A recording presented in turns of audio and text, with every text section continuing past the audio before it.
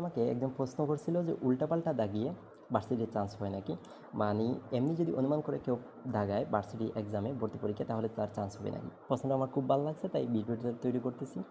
তোমাদের অনেকের মনে প্রশ্ন থাকতে পারে যে ভার্সিটিতে চান্স হতে তো আর পুরো মার্ক লাগে না, মানে 100 মার্কের যদি পরীক্ষা হয় দেখা যায় যে 40 মার্ক 50 মার্ক নিয়েও কিন্তু চান্স হয়।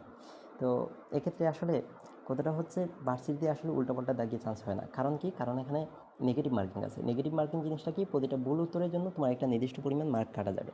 বিশেষ করে দেখা যায় প্রতিটা বেশিরভাগ ইউনিভার্সিটির ক্ষেত্রে দেখা যায় 0.25 মার্ক কাটা যায়। ভুল উত্তরের জন্য 0.25 মার্ক কাটা যায়।